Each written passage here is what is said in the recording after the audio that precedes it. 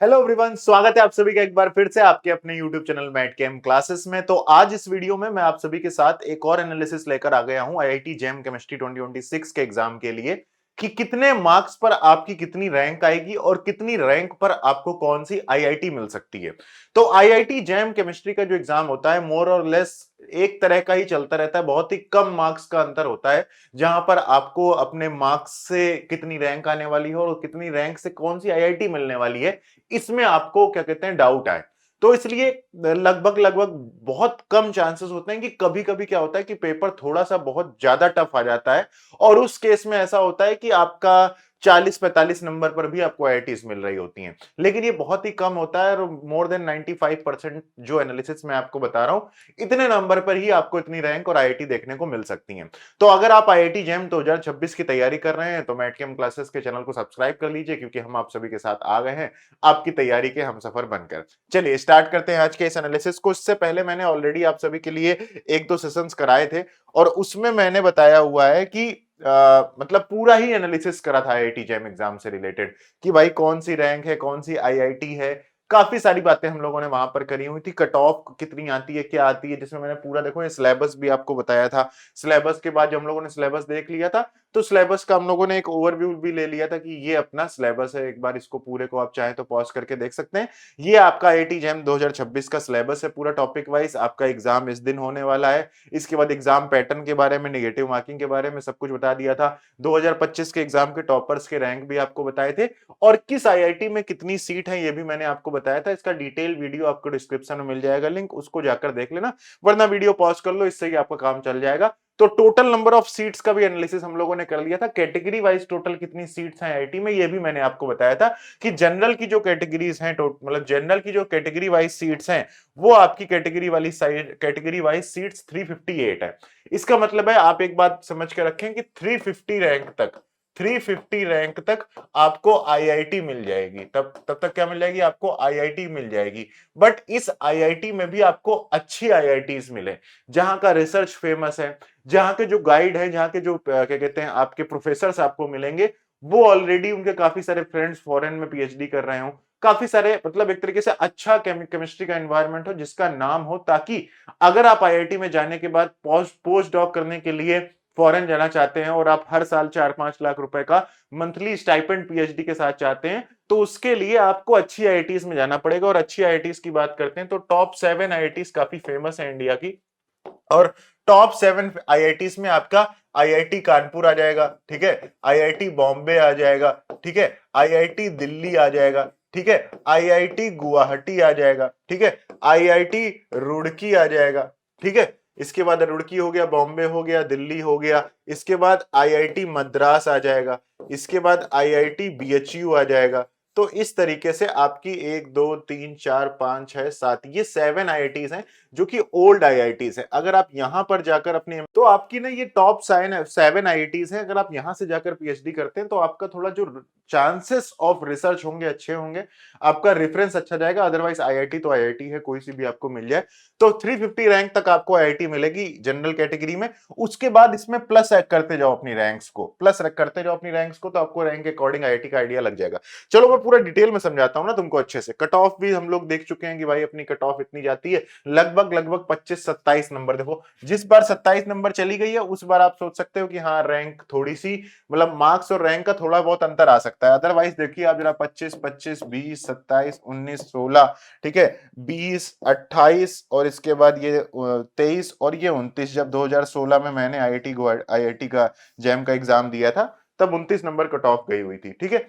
तो इसकी बात करते हैं हम लोग। तो उस समय मेरे जो मार्क्स आए थे आई थिंक 56 मार्क्स आए थे, 55 या 56 मार्क्स आए थे और रैंक आई थी ऑल इंडिया रैंक 200 और आईआईटी गुवाहाटी मुझे अलॉट हुई थी।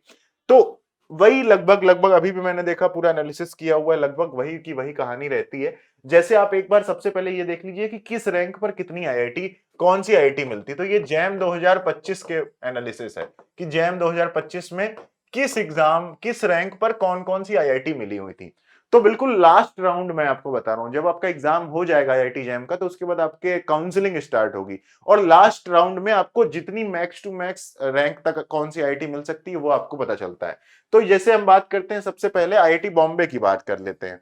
तो आईआईटी बॉम्बे में जो राउंड 5 हुआ था, ये एडिशनल राउंड कराया गया था क्योंकि कुछ सीट्स खाली रह गई होंगी।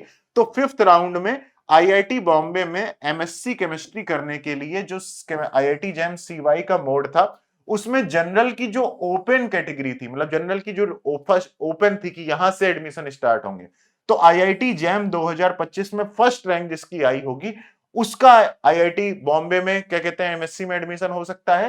प्लस जो जनरल कैटेगरी से अगर किसी की 34 रैंक आई हुई है, तो वो आईआईटी बॉम्बे से क्या कर सकता है, अपनी एमएससी कर सकता है।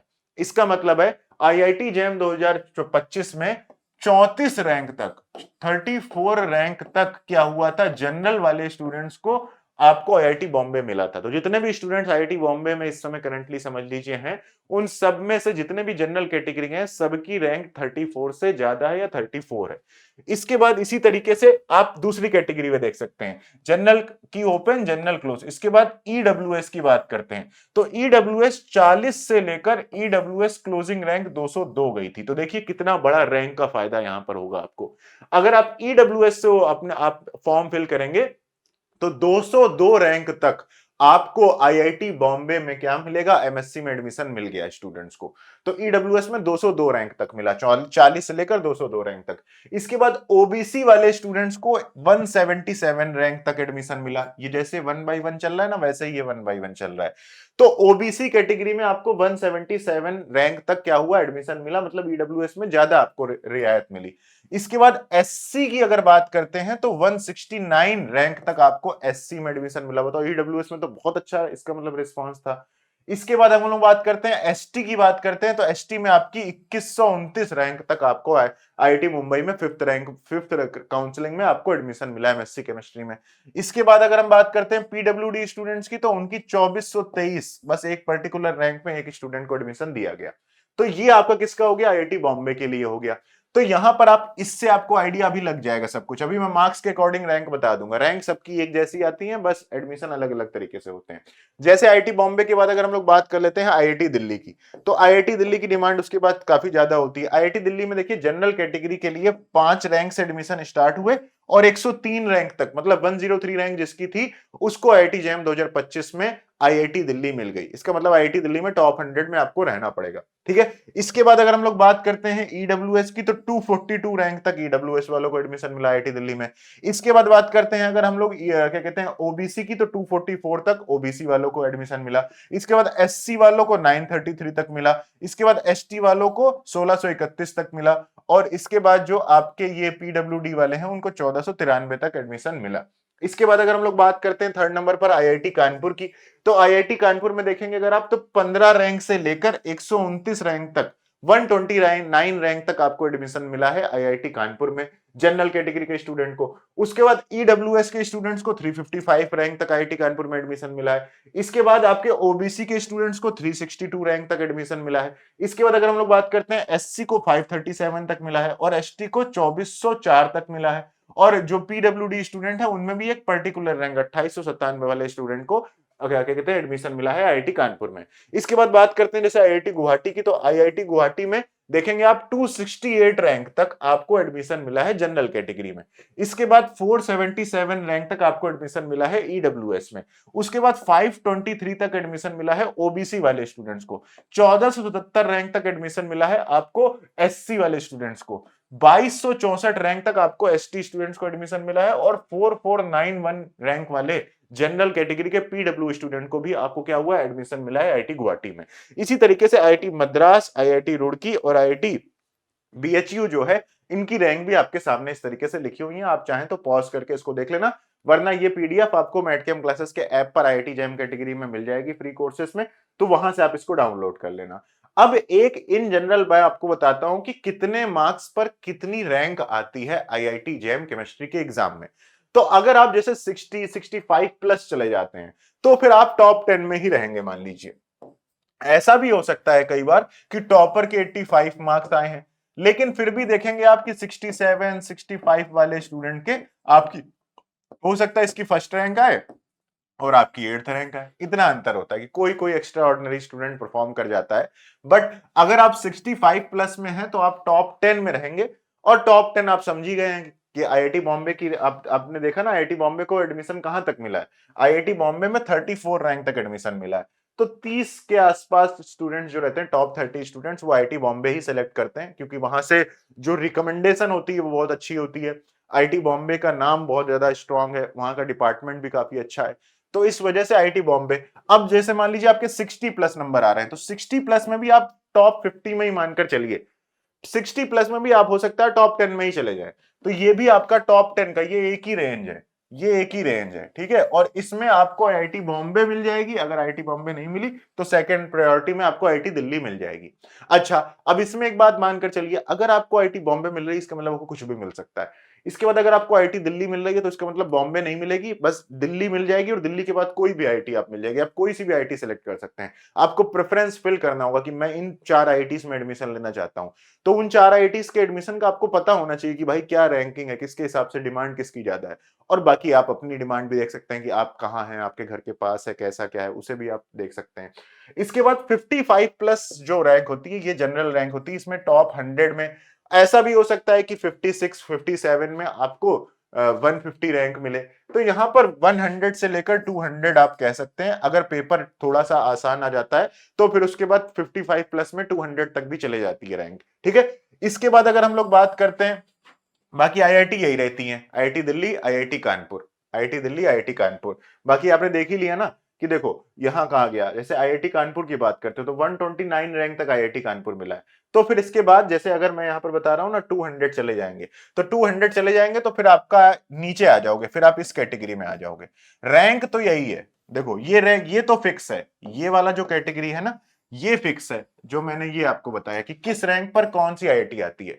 बट कभी कभी ये हो सकता है कि आपका जो ये 55 प्लस वाला कैटेगरी है ना ये इसमें चली जाए, ठीक है। और फिर क्या होगा, ये जो 55 से 60 के बीच वाले स्टूडेंट होंगे ये आ जाते हैं यहां पर, और 60 प्लस वाले चले जाते हैं यहां पर, ये यहां पर रहता है जब पेपर आसान आ जाता है। फिर इसके बाद 50 प्लस वाले 400 तक भी जाते हैं, 50 से लेकर 55 प्लस वाले, यहाँ 55 से 50 वाले आपके 400 तक भी चले जाते हैं। और 45 प्लस वालों को फिर 400 प्लस रैंक मिल जाती है जब पेपर आसान आ जाता है। अगर पेपर नहीं आसान आता है तो फिर आपका जो मैंने जैसे लिख रखा है वैसे ही आपका कैटेगरी वाइज आपका सब कुछ रहेगा। तो 200 रैंक के आसपास रहोगे तो आपको गुवाहाटी, मद्रास, रुड़की तीनों में से ऑप्शन रहेंगे, आप कोई सा भी सेलेक्ट कर सकते हो, ठीक है। टॉप 100 में आप रहोगे तो आपको आईआईटी कानपुर, आईआईटी दिल्ली के बीच में ऑप्शन रहेगा, आप कोई सा भी सेलेक्ट कर सकते हो। तो ऊपर की प्रायोरिटी आईटी दिल्ली वाली की रहती है, सेकंड नंबर पर आईटी कानपुर रहती है। बाकी कई स्टूडेंट्स अपने हिसाब से दिल्ली कानपुर में से अपना स्विच करते रहते हैं, कई सारे स्टूडेंट्स रुड़की, गुवाहाटी, मद्रास में स्विच करते रहते हैं, ठीक है। जैसे मुझे गुवाहाटी मिला था, बट गुवाहाटी के अलावा मद्रास भी मिल रहा था, और क्या कहते हैं गांधीनगर भी मिल रहा था। नीचे वाले तो सारे ही मिल रहे थे, बट मद्रास भी मिल रहा था, गुवाहाटी मिला था, तो कैंपस बढ़िया था तो मैंने गुवाहाटी ही सेलेक्ट किया था, है ना। तो ये आपका पूरा का पूरा सिनेरियो है, किस मार्क्स में कितने रैंक आने वाली है, कैटेगरी वाइज सब कुछ मैंने आपको बता दिया है। आई होप अब आपको पूरा का पूरा एक मोटिवेशन मिल गया होगा, ठीक है। तो बस इतना ही रखते हैं। आईआईटी जैम की free classes Mat Cam classes के यूट्यूब चैनल पर स्टार्ट होने वाली हैं। तो अपने सारे छोटे बड़े भाइयों से जो आईआईटी जैम की तैयारी कर रहे हैं, या फिर सारे दोस्तों के साथ जिनके साथ आप तैयारी कर रहे हैं आईआईटी जैम की, उनके साथ सेशन को शेयर करते रहिए, चैनल को सब्सक्राइब करके रखिए। और जल्द ही हम नए सेशन से लेकर आईआईटी जैम 2026 केमिस्ट्री के लिए इस चैनल पर लेकर आने वाले हैं। Thank you so much guys for watching this video.